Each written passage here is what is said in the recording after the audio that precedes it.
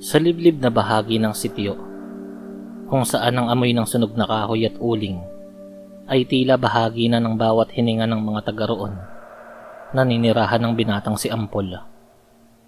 Siya ay isang mag-uuling, isang lalaki na ang balat ay tila kinulayan na ng gabi dahil sa uling. Ngunit may pusong kasing dalisay ng kristal. Ang tanging liwanag sa kanyang madilim at mausok na mundo ay si Talia, ang dalagang nagtataglay ng kagandahan na hindi kayang takpan ng anumang dumi sa kabukiran. Mahal na mahal nila ang isa't isa.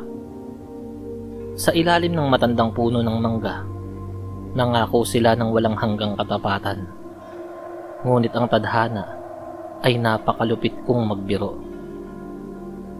Isang hapon, habang nag-aayos si Ampol ng kanyang mga sako para sa uling, dumating si Talia. Namugto ang mga mata at bigla na lamang nakipaghiwalay ng walang malinaw na dahilan. Ang dating masipag na binata ay naging anino ng kanyang sarili. Ang mga hurno ng ulingan ay nanatiling malamig. Tumigil siya sa pagtatrabaho at mas pinili pang makipag-usap sa bote ng alak kaysa sa mga kaibigan. Ang bawat lagok ay tila lason na unti-unting pumapatay sa kanyang pagkatao. Ngunit mas masakit pa rin ang sugat na nasa kanyang puso. Sa kabila ng kanyang pagdurusa, may isang taong nagdiriwang, ang ina ni Talia, si Aling Belen. Bilang isang empleyado ng City Hall, mataas ang tingin niya sa sarili at lubos ang galit niya kay Ampol dahil sa pagiging dukha nito. Para sa kanya, ang anak ay isang puhunan para makaakyat sa kapangyarihan. Agad na kumilos si Aling Belen. Kinausap niya si Esteban, ang anak ng mayor, isang lalaking kilala sa pagiging laki sa kalayawan at mapang-abuso sa kapangyarihan. Ito na ang pagkakataon mo, Esteban, udyok ng matanda. Wala na sila ni Ampol. Ikaw na ang bahalang manuyo. Ngunit si Talia ay matatag.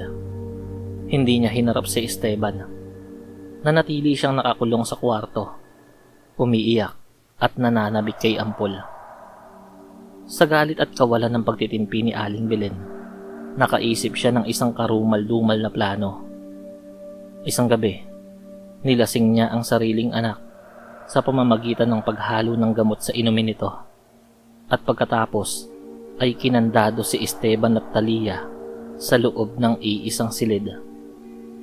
Doon, sa gitna ng kadiliman at kawalan ng malay ni Talia, nagtagumpay si Esteban sa kanyang masamang hangarin. Ninakawan niya ng dangalang dalaga nang walang kalaban-laban. Kinabukasan, sa gitna ng panlulumo, nakahanap ng pagkakataon si Talia. Habang ang lahat ay natutulog pa, tumakas siya. Tuliro, sugatan ng kalooban, at halos hindi makalakad.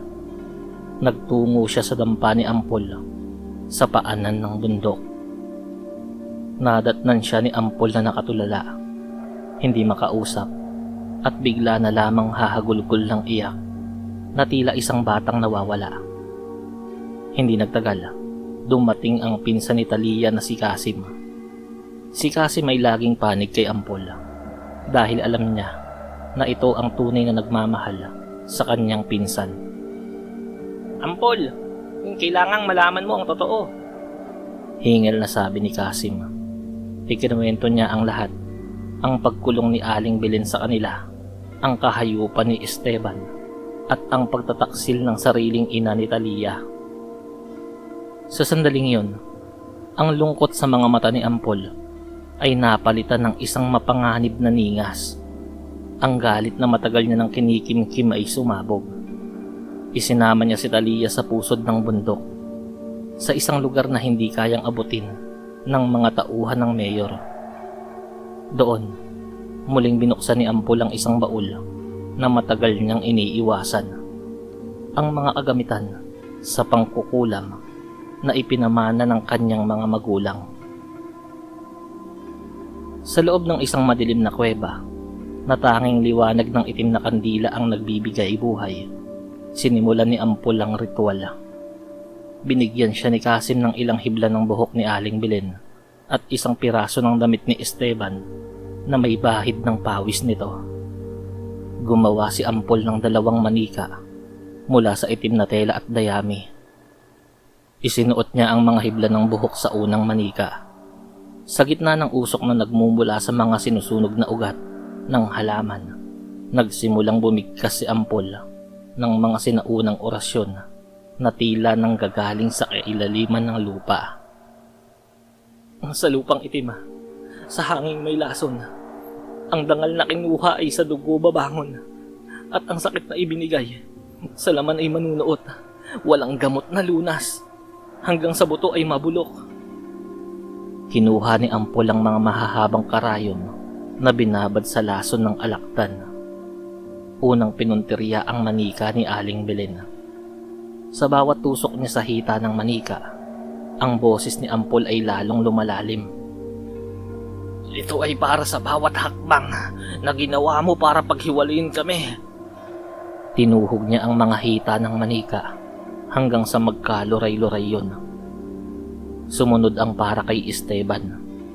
Kinuha ni Ampol ang isang matalas na karayom at itinusok ito ng madiin at paulit-ulit sa maselang bahagi ng manika. Ang galit sa kanyang muka ay tila isang demonyo. Walang matinong lalaki ang kukuha sa iniingatang dangal ng isang babae nang wala nitong pahintulot. Sa bayan, nagsimulang maramdaman ng bisa ng kulam.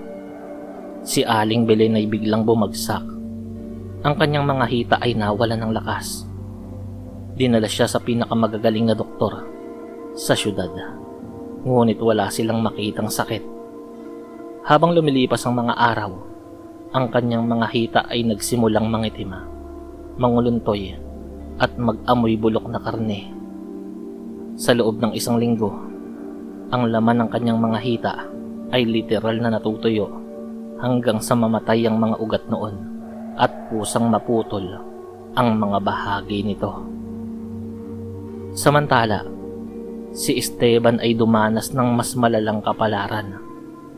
Sa gitna ng isang piging, nakaramdam siya ng matinding kirot sa kanyang ari. Tila may libo-libong karayom na sabay-sabay na tumutusok sa kanya. Sa harap ng kanyang mga kaibigan, ang kanyang maselang bahagi ay tila naging kahoy, natuyo at sa isang iglap ay nalaglag sa sahig. Sa tindi ng kahihiyan at sakit na hindi maipaliwanag, hindi ito natanggap ni Esteban.